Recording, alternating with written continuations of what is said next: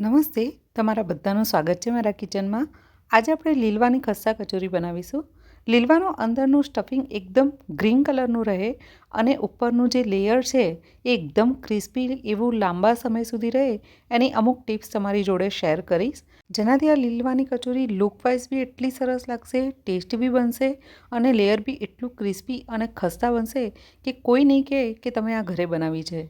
તો આજની આ રેસીપી શરૂ કરીએ એ પહેલાં મારી ચેનલને સબસ્ક્રાઈબ કરી જોડે આપેલી ઘંટડી ચોક્કસ દબાવી દેજો, એટલે તમને નવી નવી રેસીપીની નોટિફિકેશન તરત મળી જાય. આ ખસ્તા કચોરીને ટેસ્ટી બનાવવા માટે અમુક મસાલા છે એ શેકી દઈશું, જેમાં થોડી વરિયાળી, કાળા મરી, અજમો, સૂકા ધાણા, આખા જીરું, હિંગ અને થોડું મીઠું પણ નાખી દઈશું. મીઠું નાખવાથી જે મસાલા છે એ બિલકુલ પણ બળશે નહીં. હવે આ બધી વસ્તુઓને કમસે કમ 2 મિનિટ માટે મીડિયમ ટુ સ્લો ફ્લેમ ઉપર શેકીશું. આવી રીતે મસાલા શેકીને પછી ક્રશ કરવાથી જે કચોરી છે એમાં ફ્લેવર બહુ જ સરસ આવશે. 2 મિનિટ શેક્યા પછી હવે આને ઠંડા થવા દઈશું અને એક બાજુ લોટ તૈયાર કરીશું. કચોરીનો લોટ બાંધવા માટે 2.5 કપ અને વજનમાં 350 ગ્રામ મેંદો લીધો છે અને 1 કપ ઉપર બીજી પા વાટકી જેટલો અને વજનમાં 150 ગ્રામ જેટલો ઘઉંનો લોટ લીધો છે. હવે આમાં સ્વાદ પ્રમાણે મીઠું નાખી દઈશું. થોડો લીંબુનો રસ નાખીશું, એનાથી ઉપરનું લેયર બહુ જ ક્રિસ્પી અને ખસ્તા બનશે. 4 મોટી ચમચી ભરી અને તેલ નાખી દઈશું. હવે આને બહુ જ સારી રીતે મિક્સ કરવાનું છે.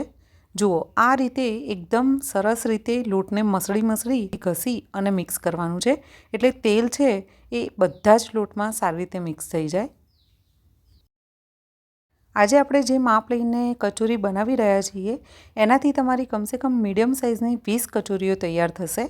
જુઓ, આ રીતે બધો જ લોટ અને તેલ મિક્સ થઈ જશે ને પછી મુઠ્ઠી વાળશો ને તો આ રીતે લોટ બંધાઈ જશે. બસ આ રીતનું આપણે મોણ નાખવાનું છે. હવે થોડું પાણી નાખી અને લોટ બાંધી અને તૈયાર કરીશું. અહીંયા તમારે ખાસ ધ્યાન રાખવું કે જે આ કચોરીનો લોટ હોય છે ને એ સમોસાના લોટ કરતાં થોડો ઢીલો હોય છે. જો તમે સમોસાના લોટ જેટલો કઠણ લોટ બાંધવા જશો ને તો જે તમારી કચોરીઓ છે ને એ તળતી વખતે ખુલી જશે. જુઓ, આ રીતનો ઢીલો લોટ બાંધીને તૈયાર કરવાનો છે. હવે કિચન પ્લેટફોર્મ હોય એને થોડું તેલથી ચીકણું કરી અને આ લોટને 6 થી 7 મિનિટ માટે મસળીશું. જુઓ, અત્યારે આ મસળીએ છે ને એટલે કે એકદમ છૂટો પડી જાય છે. જ્યારે તમે 6 થી 7 મિનિટ માટે આને સારી રીતે મસળશો ને એના પછી આ છૂટો નહીં પડે, ખેંચાશે. 7 મિનિટ પછી દેખો લોટ ખેંચાઈ રહ્યો છે, એકદમ સારી રીતે મસળાઈ ગયો છે. હવે આને ગોળ શેપ આપી અને એક વાડકામાં થોડું તેલ લગાડી અને ભીના કકડાથી ઢાંકી અને 2 થી 3 કલાક માટે રેસ્ટ આપવાનો છે. 3 કલાક પછી આપણે આને ચેક કરીશું. હવે આપણે જે મસાલા શેકીને રાખ્યા હતા ને એને ક્રશ કરી દઈશું, પણ ખાસ ધ્યાન રાખવાનું છે કે આપણે મસાલા છે એ એકદમ પાવડર ફોર્મમાં નથી કરવાના, થોડા અધકચરા વાટવાના છે. જો તમે મિક્સરમાં વાટો તો મિક્સરમાં પણ તમારે પલ્સ મોડ ઉપર વાટવાના છે, એટલે કે મિક્સરને રહીને ચલાવવાનું છે. જુઓ, આ રીતના ક્રશ કરવાના છે. હવે તુવેર ક્રશ કરી લઈશું. 200 ગ્રામ તુવેરના દાણા લીધા છે. આને પણ અધકચરા વાટવાના છે. એકદમ વાટીને એકદમ પેસ્ટ જેવું નથી બનાવી દેવાનું. મિક્સરમાં વાટો તો પણ મસાલાની જેમ જ મિક્સરને રહીને ચલાવવાનું છે. તો આ રીતના દાણા તમારા ક્રશ થશે. હવે 200 ગ્રામ તુવેરના દાણાની સામે મેં 100 ગ્રામ વટાણા લીધા છે. 100 ગ્રામ વટાણાને પણ તુવેરની જેમ જ ક્રશ કરી દઈશું.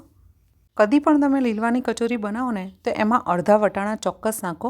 વટાણાથી શું થશે કે ટેસ્ટ પણ બહુ સરસ આવશે અને જે લીલવાની કચોરી છે એનો કલર બી બહુ જ સરસ આવશે.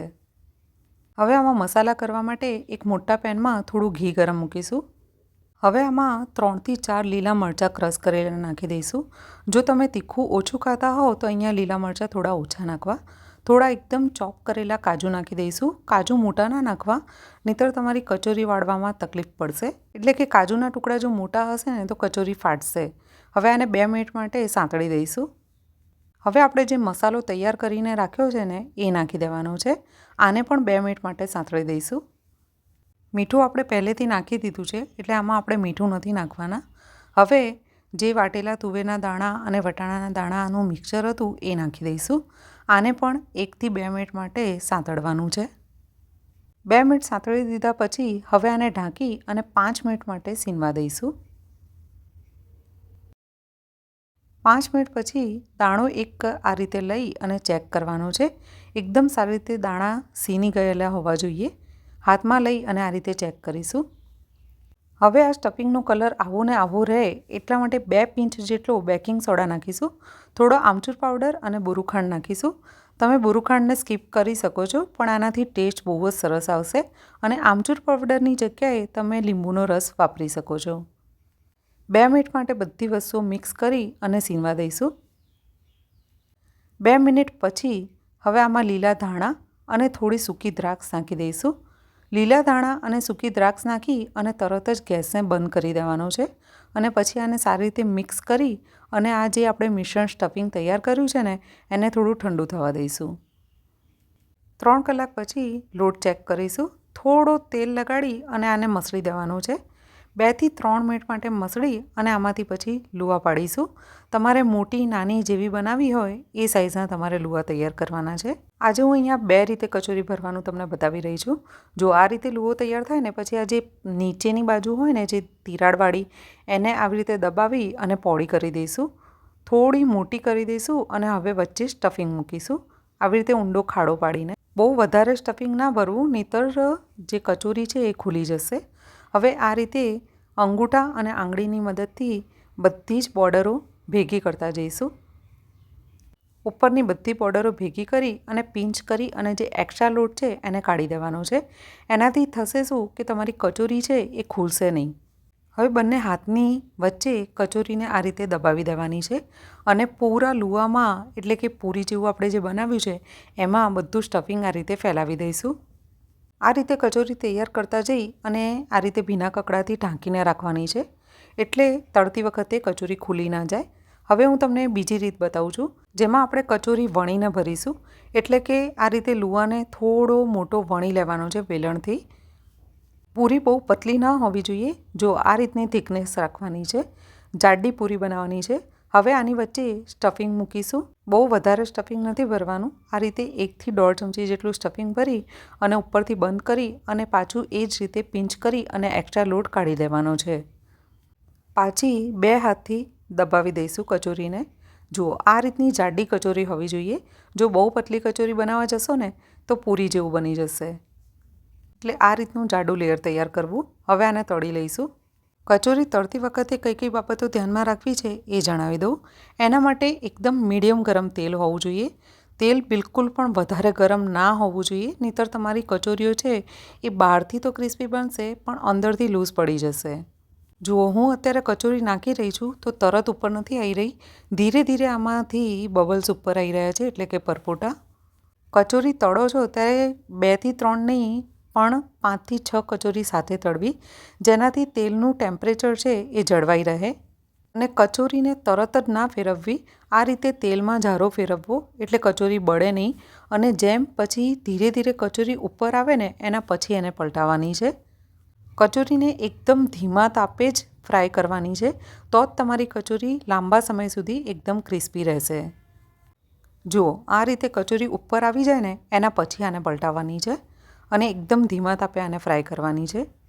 કચોરીને ધીમા તાપે ફેરવીને ફ્રાય કરવાની છે અને વચ્ચે વચ્ચે કચોરીને આ રીતે ઝારાથી દબાવીને રાખવી, એટલે ઉપરની બાજુ પણ એ સારી રીતે ફ્રાય થાય. આટલી કચોરી એક વખતની તળાતા કમસે કમ 6 થી 7 મિનિટ જેવું થશે. બધી બાજુ કચોરી સારી રીતે ફ્રાય થાય એના માટે ફેરવતા રહેવું. 6 થી 7 મિનિટ જેવું થઈ ગયું છે અને આ રીતની ગોલ્ડન બ્રાઉન થઈ જાય કચોરી, એના પછી આપણે આને તેલમાંથી બહાર કાઢી દઈશું. લીલવાની આ ખસ્સા કચોરીને થોડા તળેલા લીલા મરચાં, આમચૂરની ચટણી અને લીલી ચટણી જોડે સર્વ કરો ને બહુ જ ટેસ્ટી લાગે છે. જો હું એક કચોરી તમને તોડીને બતાવું છું, આનું લેયર કેટલું ક્રિસ્પી છે. લાગે છે ને જાણે બહારથી લાવી હોય.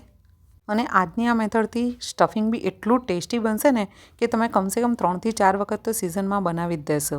તો રાહ કોની જુઓ છો, આ શિયાળામાં ચોક્કસ બનાવજો. રેસીપી અને વિડીયો ગમી હોય તો લાઇક કરી અને શેર કરવાનું ના ભૂલતા. અને ચેનલને મારી હજી સબસ્ક્રાઈબ ના કરી હોય તો સબસ્ક્રાઈબ કરી લેજો.